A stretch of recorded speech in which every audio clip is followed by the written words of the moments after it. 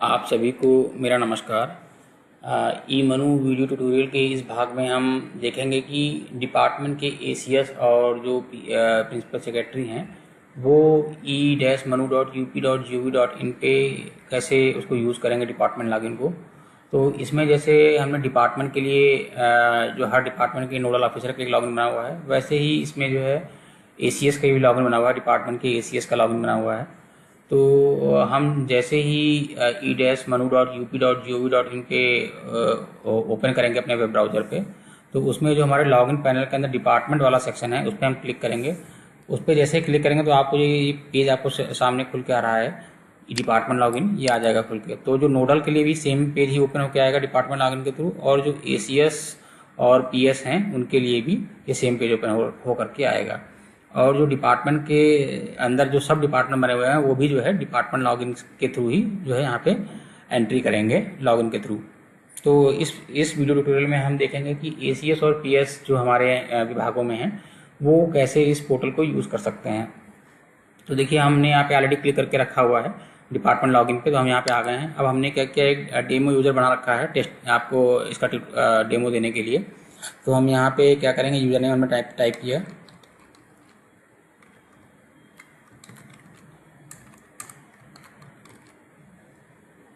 जैसे आप इसको टाइप करेंगे यहाँ पे कंटिन्यू करेंगे तो आपको यहाँ पे जब प्रोफाइल बना रहे होंगे हम यूज़र की, जो भी यूज़र हमारा डिपार्टमेंट का एसीएस या पीएस की, तो वहाँ पे हम एक सिक्योर एक्सेस मैसेज डाल देते हैं, जिससे वो कि अवेयर हो जाए कि हाँ ये हमारा ही लॉगिन है ये। तो ऑथेंटिकेशन तरीका एक तरह से ये वेब सिक्योरिटी और ऑथेंटिकेशन के अंदर आता है, तो इसलिए हमने यहाँ पे ऐड कर रखा है ये सिक्योर एक्सेस मैसेज के अंदर डेमो एनआईसी एसीएस। अब जो भी जो चार्ज हैं इन एसीएस आपके पास वो revenue, appointment and state tax के जैसे इनके पास चार्जेस हैं। तो हम इसको लॉगिन करेंगे।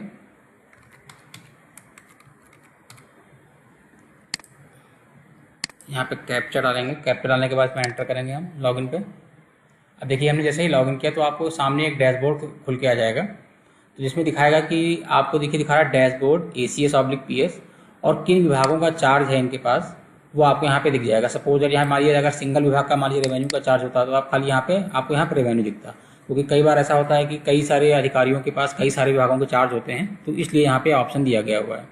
तो सपोज अगर आपको किसी एक का इसमें चूज़ करना है, तो मान लीजिए हमने रेवेन्यू इसमें ले लिया, तो जैसे ही रेवेन्यू आप चूज़ करेंगे तो क्या होगा, जैसे रेवेन्यू के चूज़ करने पर जो रेवेन्यू से संबंधित जो हमारे यहाँ केसेस होंगे वो आपको यहाँ पे दिखने लग जाएंगे। तो जैसे ही आप यहाँ पे इसकी फंक्शनैलिटी, जैसे कि नोडल ऑफ द डिपार्टमेंट का भी सेम लॉगिन है ऑलमोस्ट, तो खाली जो क्या है उससे जो भी केसेस हमारे नोडल के होंगे, जैसे मान लीजिए रेवेन्यू का नोडल है तो रेवेन्यू के नोडल को खाली रेवेन्यू के केस दिखेंगे, क्योंकि वो सिंगल डिपार्टमेंट का नोडल होता है एक नोडल ऑफिसर। और यहाँ पे जो कि एसीएस की बात है तो एसीएस और पीएस के पास कई विभागों के चार्ज हो सकते हैं, इसलिए यहाँ पे इस तरह की व्यवस्था की गई है। तो जो आप ये पोर्शन देख रहे हैं यहाँ पे डैशबोर्ड का, इसमें देखिए जो है जो ये दिया गया है, पहला ऑप्शन जो दिखा रहा है ये बॉक्स में केस लिस्टेड टुडे, फिर दूसरा है नोटिस फाइल टुडे, फिर कंटेम्प्ट केसेस और फिर पर्सनल अपीयरेंसेस। तो ये केस लिस्टेड टुडे में क्या होता है, जो भी केस लिस्ट हुए होते हैं आज करंट डेट में वो आपको दिखाएगा। इस जो ये बॉक्स आपको दिख रहे हैं case listed today, notice file today, contempt cases और पर्सनल अपीयरेंसेस, तो ये सिर्फ करंट डे की आपको इन्फॉर्मेशन दिखाएगा। करंट वर्किंग डे में जो भी केस लिस्ट हुए होंगे वो आपको यहाँ पे दिख जाएंगे। तो मान लीजिए हम यहाँ पे आपको इस पर केस लिस्ट टुडे पे क्लिक करके दिखाते हैं, तो जो भी आज की डेट में जो केस यहाँ पे लिस्ट हुए होंगे वो आपको यहाँ पे रेवेन्यू डिपार्टमेंट के केस दिख जाएंगे। जैसे 8 केस आपको दिखा रहा है, ये आपको केस दिख जाएंगे। अगर आप जो है यहाँ से, ये चूँकि लखनऊ बेंच का है तो लखनऊ बेंच का दिखाएगा आपको। अगर आप यही माननीय उच्च न्यायालय इलाहाबाद का देखना चाहते हैं तो आप यहाँ पे इलाहाबाद पे क्लिक करेंगे, हाई कोर्ट इलाहाबाद पे क्लिक करेंगे, आपको वहाँ के केसेस दिख जाएंगे यहाँ पे। ठीक इसी तरह से जो नोटिस फाइल हो रही हैं आपके डिपार्टमेंट के अगेंस्ट में, मान लीजिए रेवेन्यू के अगेंस्ट में या अपॉइंटमेंट या स्टेट टैक्स के अगेंस्ट में अगर कोई नोटिस फाइल हुई होगी तो सेम डे में, तो वो यहाँ पे आपको नोटिस फाइल सेक्शन के अंदर दिख जाएगी। वैसे ही आपको यहाँ पे डेटा उसका यहाँ पे अपीयर हो जाएगा, और उसको आप जो है कोर्ट वाइज जो है, जो अगर लखनऊ बेंच से जो नोटिस फाइल हुई होगी तो लखनऊ बेंच का ऑप्शन आपको सिलेक्ट करना पड़ेगा व्यू करने के लिए, अदरवाइज आपको यहाँ पे इलाहाबाद बेंच का जो है ड्रॉप डाउन में सिलेक्शन करना पड़ेगा। ठीक इसी तरह से आपका नेक्स्ट ऑप्शन है कंटेम्प्ट केसेस का। कंटेम्प्ट केसेस में भी सेम ऑप्शन है, आपको डेटा दिखेगा यहाँ पे ऐसे। और ठीक इसी तरह से एक पर्सनल अपीयरेंसेस का है। तो इन बॉक्सेस में जैसे कि मैंने बताया कि आपको सिर्फ करंट डे का ही डेटा जो है आपको यहाँ पे व्यू होगा, करंट वर्किंग डे का। तो देखिए उसके नीचे एक स्टेट्स आ रही है कि कितनी हमारी नंबर ऑफ केसेस या नोटिसेस कि सीए फाइल हुए हैं या नहीं फाइल हुए लास्ट 10 ईयर्स में। और ठीक उसके बगल में आप देखेंगे काउंटर कंप्लीशन टाइमलाइन आ रहा है। तो ये काउंटर कंप्लीशन टाइमलाइन जो भी हमारा एक कम्युनिकेशन होता है, चूँकि एक इसमें व्यवस्था लागू की गई है कि जो है जो भी काउंटर होगा, जो गवर्नमेंट काउंसिल और डिपार्टमेंट के बीच में जो ऑनलाइन कम्युनिकेशन हो सकता है आपसे इस पोर्टल के माध्यम से, और ये जो गवर्नमेंट काउंसिल हो ऐप के माध्यम से भी जो है, एक ऐप भी डेवलप किया जा रहा है इसका, तो ऐप के माध्यम से भी वो क्या करेंगे जो है कम्युनिकेट कर सकते हैं डिपार्टमेंट से।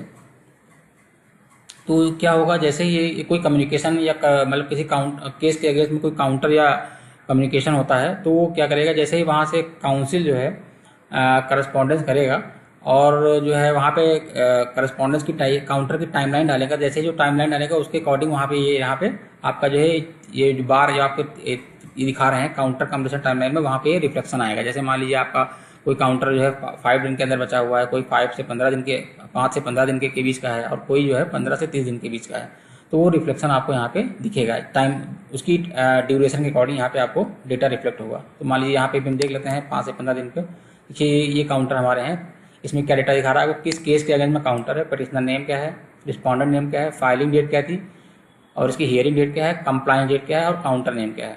ठीक है, तो इस तरह से आपको इन्फॉर्मेशन यहाँ पे व्यू होगी। ठीक उसके नीचे आप देख सकते हैं यहाँ पे जो बॉक्सेस दिखाए गए हैं, यहाँ पे देखिए पहले बॉक्स में आपको ऑरेंज कलर के बॉक्स में ये दिख रहा है आपको टोटल केसेस, फिर पेंडिंग केसेस, फिर काउंटर एफिडेविट पेंडिंग और काउंटर एफिडेविट फाइल, ये दिख रहा है आपको। तो अगर आप जैसे मान लीजिए इन सभी में जो है आप मोर इन्फो पर क्लिक करेंगे तो आपको सेम इन्फॉर्मेशन लगभग लिस्टिंग के अकॉर्डिंग दिखाई देगी। किसी भी लिस्टिंग डेट का जो है आप यहाँ पे डेटा देख सकते हैं। तो पेंडिंग केसेस में हम देख लेते हैं, मोर इन्फो जैसे क्लिक करेंगे आप, तो मान लीजिए हम आज की डेट का ही डेटा लेते हैं, लिस्टिंग डेट आज की 4 तारीख ले लेते हैं, और हमने यहाँ पे क्या किया, जो कोर्ट सिलेक्ट किया है वो high court Lucknow bench select किया हुआ है, तो इसको सबमिट करेंगे हम।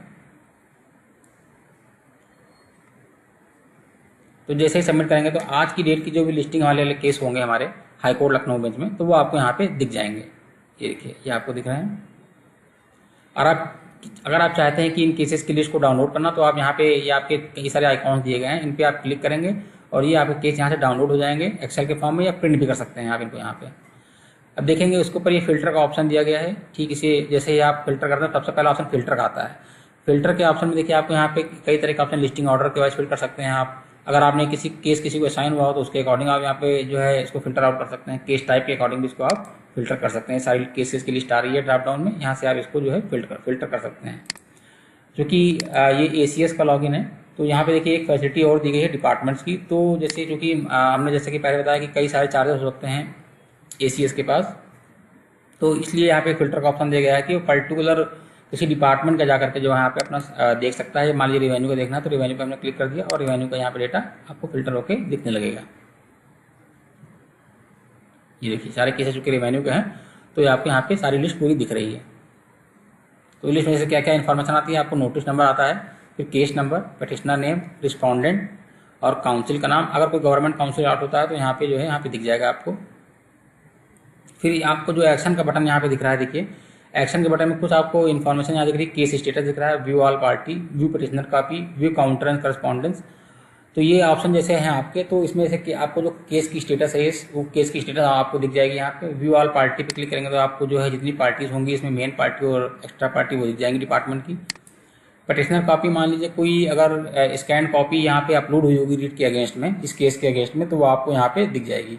एक्चुअली रीड के मैं आपको बताना चाहूँगा कि रीड के अगेंस्ट में जो भी कापियाँ हमारे यहाँ अपलोड होती हैं वो उसके 2 माध्यम हैं। एक माध्यम तो है कि काउंसिल जो हमारा प्राइवेट एडवोकेट है, जब वो केस फाइल कर रहा है तो वो क्या करता है, ई नोटिस भी कर सकता है। तो अगर ई नोटिस के माध्यम से वो कर रहा है तब उसके लिए क्या होता है, उसके लिए मैंडेटरी हो जाता है कि वो फाइल को वहाँ पे अपलोड करे, तभी वो ई नोटिस नंबर जनरेट होता है और आपको यहाँ पे दिख जाएगी वो फाइल।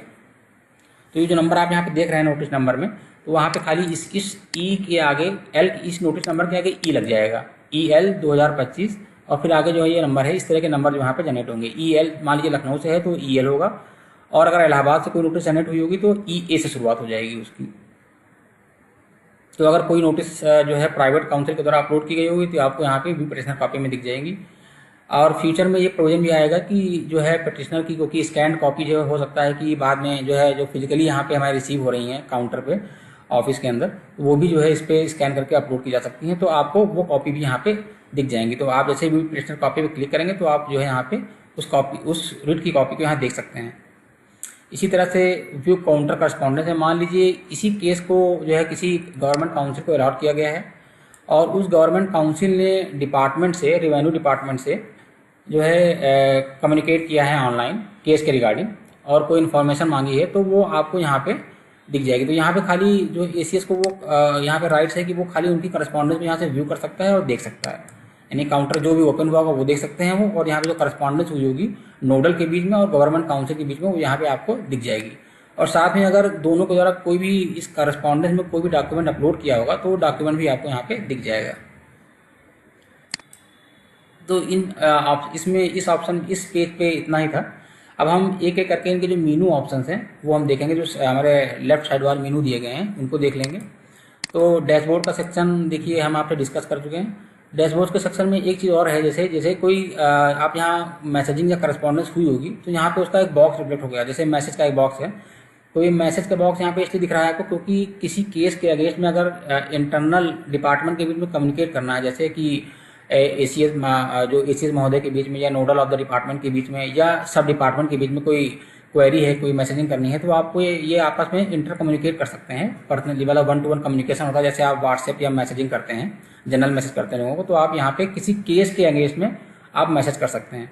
जैसे मान लीजिए आपको किसी केस की इन्फॉर्मेशन चाहिए और केस में वो कोई यूजर पार्टी है, तो आप उसको जो है मैसेज कर सकते हैं उस केस के रिगार्डिंग, आपको उससे हेल्प मिल जाएगी। अब देखिए डैशबोर्ड के बारे में आपसे डिस्कस कर चुके हैं। दूसरा पार्ट इसका है एडमिनिस्ट्रेटर। तो इसमें जैसे कि नोडल के पास राइट होता है कि वो अंडरलाइन डिपार्टमेंट यहाँ क्रिएट कर सकता है अपना,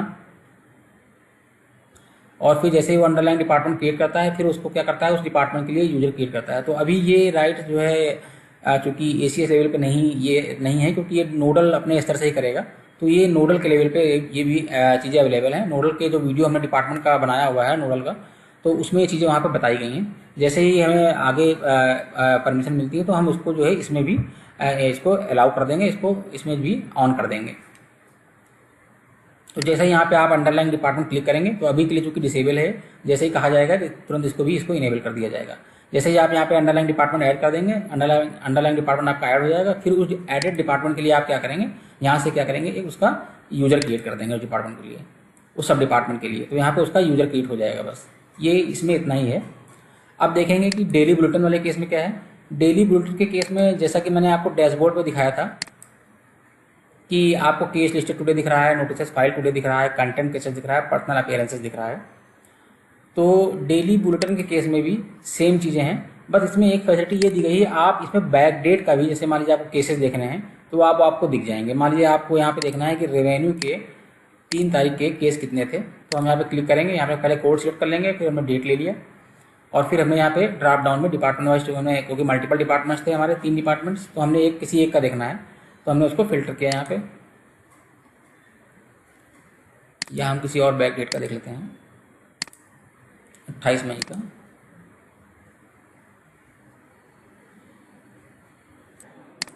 देखिए हमने 4 की हमने इस पे कॉजेस हमने अपलोड की है एडवोकेट जनरल ऑफिस के लॉगिन से। तो देखिए 4 का जो केसेस हमारे वहाँ पे हैं, हमने रेवेन्यू के जो लिस्ट हो रहे हैं वो यहाँ पे आपको दिख रहे हैं। 8 केसेस जैसे आपको दिख रहे हैं, तो वो जैसे आप वहाँ देख रहे थे पेंडिंग केसेस से वही चीज़ दिख रही थी, वही चीज़ें आपको डेटा यहाँ से भी दिख रहा है आपको, जो भी केसेस हमारे जो हैं 8 तारीख को लगे होंगे।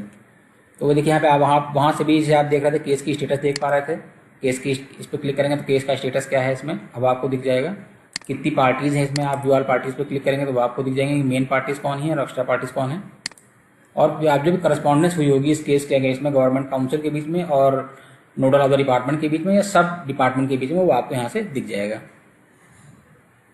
यहाँ पे आपको जैसे मैंने बताया कि आप करंट डेट का भी देख सकते हैं और किसी बैक डेट का भी डेटा आप जो भी देख सकते हैं यहाँ पे। इसी तरह से नोटिस फाइल वाले सेक्शन में भी है कि जो है किसी डेट में कितनी नोटिस फाइल हुई है, करंट डेट के अलावा आप इसको बैक डेट का भी देख सकते हैं। जैसे मान लीजिए हमने बैक डेट में अगर कोई नोटिस फीड की होगी यहाँ पे, चूँकि लोकल का डेटा है हो सकता है ना अवेलेबल हो इसमें, तो चूँकि बीच में डेटा नहीं है इसलिए आपको यहाँ नहीं दिख रहा, अदरवाइज आपको यहाँ सेम इन्फॉर्मेशन आपको ग्रिड में दिख जाएगी। इसी तरह से आपको कंटेंट केसेस की इन्फॉर्मेशन यहाँ पे भी हो जाएगी नीचे, और फिर इसी तरह से पर्सनल अपीयरेंसेस भी जो है आपको यहाँ पे दिख जाएगा। फिर देखिए इसके बाद एक ऑप्शन आपका दिया गया है नोटिस डॉक अपलोडेड। इस सेक्शन में ये है कि आप क्या कर सकते हैं, आपको यहाँ पे किसी भी डेट में अगर नोटिस के अगेंस्ट में या ई नोटिस के अगेंस्ट में कोई फाइल अपलोड हुई होगी, स्कैन कॉपी अगर अपलोड की गई होगी तो आपको यहाँ पे वो दिख जाएगी। मान लीजिए किसी रेवेन्यू डिपार्टमेंट के अगर हम यहाँ पे सिलेक्ट कर लेते हैं और हम कोई डेटा हम फिल्टर आउट करते हैं डेट रेंज के बीच में, और कोई अगर नोटिस जो है इस बीच में यहाँ पे अपलोड हुई होगी तो आप यहाँ पे उसको देख सकते हैं। जैसे ये देखिए, ये टेस्टिंग के तौर पे हमने यहाँ पे किया हुआ है। तो देखिए ये डेटा जो है पिछले 1 महीने में जो अपने यहाँ पे जो है टेस्ट किया हुआ है इसमें, तो इसमें जो है ई नोटिसेज हमने की हैं। तो ई नोटिसेज यहाँ पे देखिए EL से आ रहा है, जैसा कि मैंने भी आपको बताया था। और जो प्लेन नोटिस होती है जो काउंटर पे यहाँ रिसीव होती है, उसका नंबर जो ऑटोमेटिक जो जनरेट होता है वो L से जनरेट होता है। ये लखनऊ की लॉगिन से हूँ, इसलिए आपको यहाँ पे EL दिख रहा है। अगर ये इलाहाबाद की नोटिस होती है अगर आपको, तो आपको जो यहाँ पे EA दिख रहा होता, या यहाँ पे जो प्लेन नोटिस नंबर है ये L की जगह यहाँ पे A होता इलाहाबाद के केस में। तो जैसे उसने मान लीजिए किसी काउंसिल ने नोटिस यहाँ पे अपलोड की, प्राइवेट काउंसिल, तो आप यहाँ पे व्यू पे क्लिक करेंगे उसको, तो जो भी उसने नोटिस अपलोड की होगी आपको इस बॉक्स में यहाँ पे दिख जाएगी। और फिर आप क्या कर सकते हैं, इस नोटिस को यहाँ से डाउनलोड कर सकते हैं इस तरह से। अगर आपको यहाँ पे कोई और मान लीजिए कोई एक्स्ट्रा डॉक्यूमेंट भी उसने अगर यहाँ पे डाला होगा, तो यहाँ पे एप्लीकेशन, जैसे मान लीजिए उसने एप्लीकेशन यहाँ पे डाल रखी है, तो एप्लीकेशन का ऑप्शन आ रहा है, इस पर क्लिक करेंगे तो आपका एक्स्ट्रा डॉक्यूमेंट वो यहाँ पे जो भी एक्स्ट्रा डॉक्यूमेंट, जैसे मान लीजिए एप्लीकेशन एज एक्स्ट्रा डॉक्यूमेंट या amendment notice as extra document है, तो उस पर आप क्लिक करेंगे और ये डॉक्यूमेंट आपका जो यहाँ से डाउनलोड हो जाएगा यहाँ पे। तो नोटिस डॉक अपलोड में इतना ही था। फिर ये केस मैनेजमेंट है। इस ऑप्शन में एक्चुअली ये option nodal of the department के लिए है। ये उसको इसलिए दिया गया है कि मान लीजिए किसी केस की एंट्री, मान लीजिए कोई केस है और उसके अगेंस्ट कोई नोटिस उसको नहीं मिली है और उसके बाद उसका डेटा नहीं है, तो क्या कर सकता है, उस केस के अगेंस्ट में क्या कर सकता है, उस पे एक नोटिस नंबर वो जनरेट कर लेगा, तो वो उस डिपार्टमेंट के रिकॉर्ड में आ जाएगा। तो मान लीजिए किसी केस के अगेंस्ट में कोई नोटिस नंबर नहीं है, तो डिपार्टमेंट क्या करेगा, उस केस की इन्फॉर्मेशन यहाँ पे उस केस नंबर डालेगा और केस के अगेंस्ट में जो भी इन्फॉर्मेशन होगी वो यहाँ पे फिल कर देगा, और फिल करने के बाद एक नोटिस नंबर जनरेट हो जाएगा उसका, तो वो इन्फॉर्मेशन उसको यहाँ पे अपने यहाँ पे दिखने लगेगी। जैसे मान लीजिए हम एग्जाम्पल के तौर पे ये डिमॉन्स्ट्रेशन हमने उसमें दे रखा है, जो नोडल ऑफ द डिपार्टमेंट का हमारा जो लॉगिन है उसमें हमें बता रखा है कि इसमें कैसे कार्य होगा। तो उसको हमने जनरेट करके भी दिखा रखा है कि हाँ ऐसे जनरेट होगा, कि इसमें क्या कैसे जनरेट होगा और क्या नंबर जनरेट होकर आएगा नोटिस का। तो अगर आपको जैसे कोई और मतलब डिटेल इन्फॉर्मेशन चाहिए हो, तो आप उस वीडियो को भी रेफर कर सकते हैं। और ये सारे वीडियोस जो हैं हमारे जो यूट्यूब चैनल है उस पर पड़े हुए हैं, और जो हमारा e-manu.up.gov.in का जो पोर्टल है ये उस पर भी हम इनको लिंक कर देंगे, तो आप वहाँ से भी इन वीडियोज़ का रेफरेंस ले सकते हैं। तो अभी एग्जाम्पल के तौर पर हम देख सकते हैं कि यहाँ पे कैसे, जैसे कोई केस है रिट ए ले लिया हमने और 158 ले लिया 2025, जैसे ये दिखा रहा है आपको, क्योंकि इस केस के अगेंस्ट में देखिए एक नोटिस एंटर्ड है, तो आपको ऐसे दिखा, ये रिकॉर्ड में है ऑलरेडी नोटिस, तो इसलिए जो है यहाँ पे फॉर्म खुल के नहीं आया और उसने दिखा दिया कि इस केस के अगेंस्ट में नोटिस जो है ये नोटिस नंबर आपका एग्जिस्ट कर रहा है, और देखिए ये आपको पार्टी नहीं दिखा रहा है यहाँ पे। इन केस मान लीजिए इस केस कोई ऐसा कोई केस होता जिसके अगेंस्ट में नोटिस ना होती, तो वहाँ पे क्या करता है, इस पोर्शन की जगह यहाँ पे एक फॉर्म खुल जाता है आपका, और फॉर्म खुलता जैसे तो उसमें आपको बेसिक एंट्रीज उस फॉर्म के लिए कुछ करनी पड़ती, और उस केस के अगेंस्ट में एक नोटिस नंबर जैसे यहाँ पे उसने दिखा दिया है जनरेट, एक ऑलरेडी एग्जिस्ट कर रहा है, तो वहाँ का दिखाता है कि वो आपका नंबर जो है उसने जनरेट कर दिया है।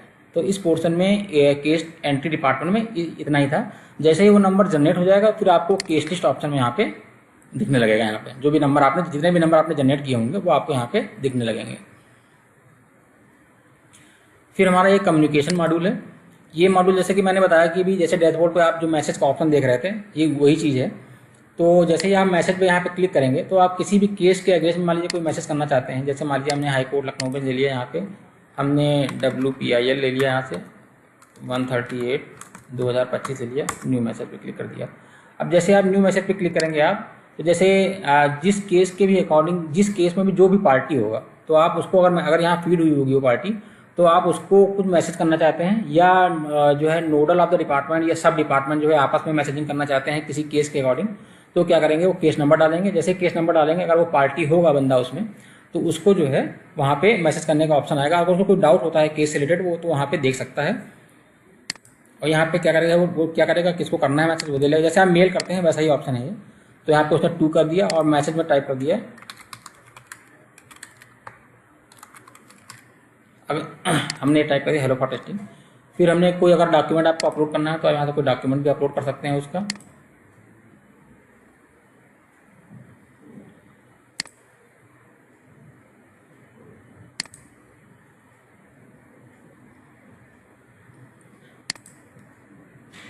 मान लीजिए हम कोई डॉक्यूमेंट इसमें देख लेते हैं, छोटा डॉक्यूमेंट।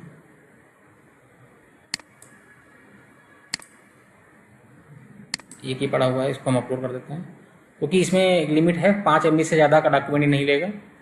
तो कोई आपको शॉर्ट इन्फॉर्मेशन आप इसमें जो है अपलोड कर सकते हैं। फिर इसको हम क्या करेंगे, आप सेंड क्लिक कर देंगे। जैसे ही आप सेंड करेंगे ये मैसेज आपका सेंड हो जाएगा, आप इसको आप क्लोज कर देंगे। फिर आप देखना चाहते हैं कि आपने क्या, देखिए आपका डिपार्टमेंट यहाँ मैसेज सेंड हो गया है। अगर फिर अब ये जो है पुलिस ऑफ द डिपार्टमेंट को कोई मैसेज चला गया, अगर पुलिस डिपार्टमेंट का कोई बंदा जो है आपको रिप्लाई करेगा तो आप फिर यहाँ पे मैसेज में जाकर के यहाँ पे आप देख सकते हैं कि हाँ उसका कोई रिप्लाई आया है कि नहीं आया है। तो ये एक तरह से जो है 1-to-1 कम्युनिकेशन है।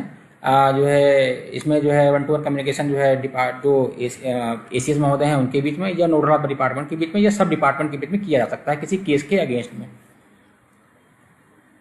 तो इस तरह से ये फीचर्स जो हैं अवेलेबल कराए गए हैं इसमें।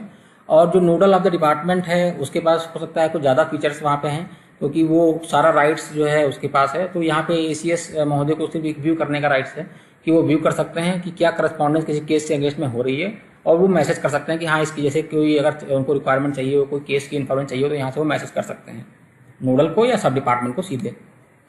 अब देखिए एक ऑप्शन दिया गया है प्रोफाइल का। अगर आपको कोई प्रोफाइल अपडेट करनी है, मान लीजिए कोई नाम चेंज करना है किसी का, या ईमेल चेंज करना है, या नंबर चेंज करना है, तो आप यहाँ पे एक्सेस कर सकते हैं, यहाँ पे आप चेंज कर सकते हैं।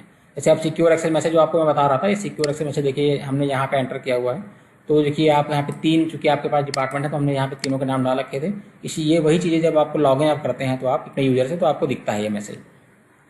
इनके साथ आपको पासवर्ड चेंज करना है तो आप यहाँ से पासवर्ड भी चेंज कर सकते हैं। तो ACS और जो PS का हमारा जो ये लॉगिन पोर्शन था वो यहीं तक था। अगर कोई फर्दर इसमें कुछ चेंज होता है तो हम इसमें एक ट्यूटोरियल लेके आएंगे, और वीडियो ट्यूटोरियल भी लाएंगे इसका, और एक हम इसका जो वर्ड डॉक्यूमेंट है यूजर मैनुअल वो भी हम प्रिपेयर कर रहे हैं। वो भी जैसे ही प्रिपेयर हो जाएगा हम उसको जो है अपने पोर्टल पे उसको अपलोड कर देंगे, अपडेटेड जो भी इन्फॉर्मेशन हमें मिलेगी। तब तक के लिए आप सभी का धन्यवाद, नमस्कार।